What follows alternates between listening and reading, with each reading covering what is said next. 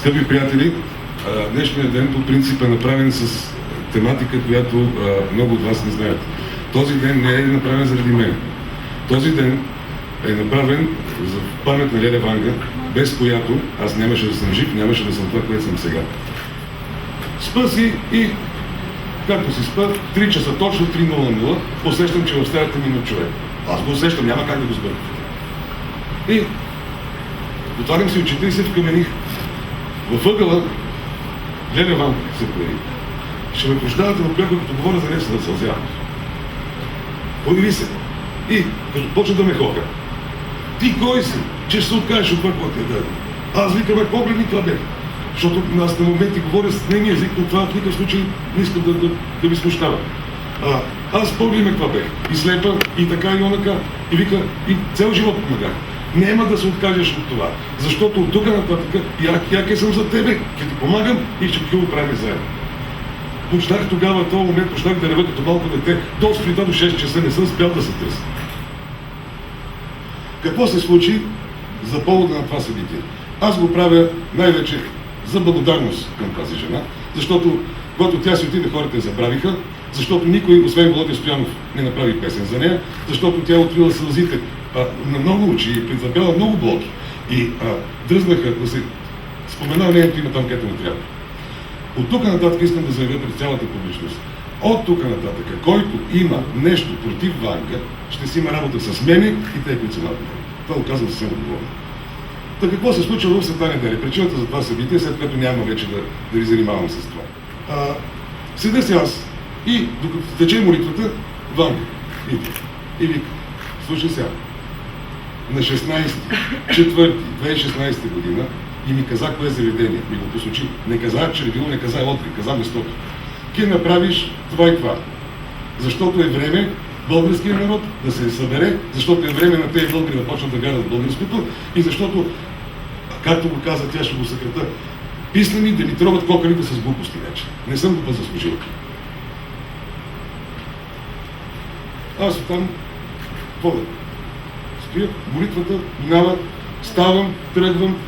Аз седя на 116 в църквата. Стари не знаете, има страни номера.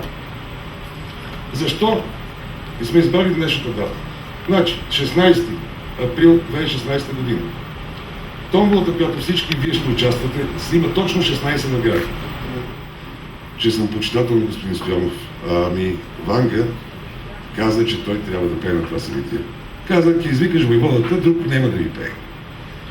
Имам голямата радост да ви представя един истински българин, един истински патриот и един от малкото останали приятели на Ванга, защото знаете, че тя беше предадена. Представям ви с радост господин Володя Стоянов.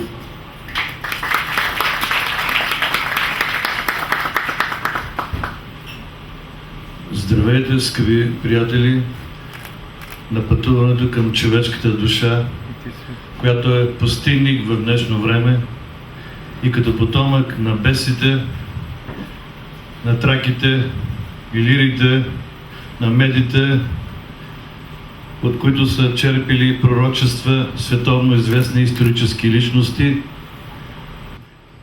Сега ще ви изпея песента "Балада за Леля Ванга", единствената песен, написана за нея, която тя е чу. Музика. На китарата свири Максим Горанов от Диана Експрес.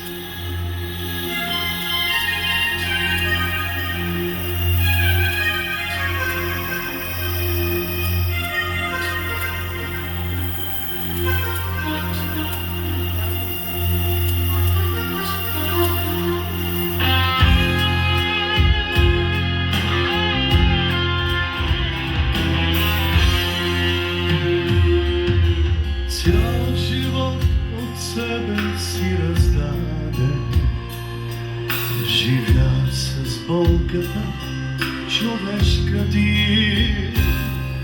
Дойде като вълшебна приказка във вихъра на смутно време. Леля Ванга, ти светице толкова земля, и към си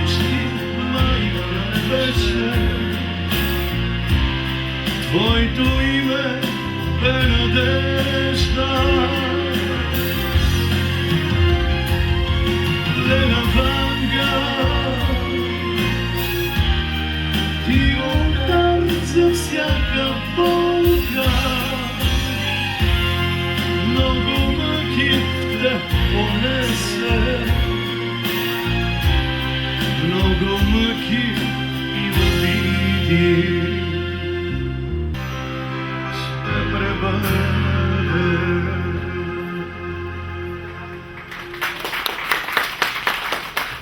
Благодаря ви, скъпи приятели. Пожелавам успех на това благородно начинание на Маки Ивайло и дай Боже да има повече българи. Дойде време да се защитаваме лично нашата родина.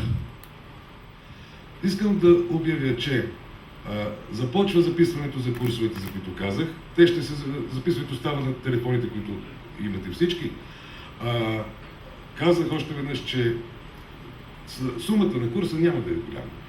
Аз поемам ангажимента, една немалка част от тях, от тези пари да отива в фондация Ванга, защото не само така трябва, а защото това, което тя ми каза, свързайки се с мен неотдавна, е, че обърнаха го на касиерство там нещо. Не.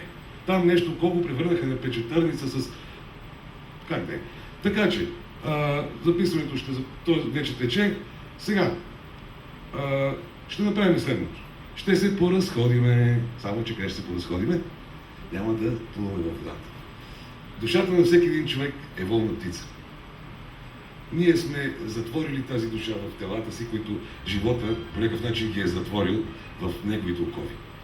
Защо са казвали, че човек, като се отиде от този свят, полита? Защо да не политим още сега?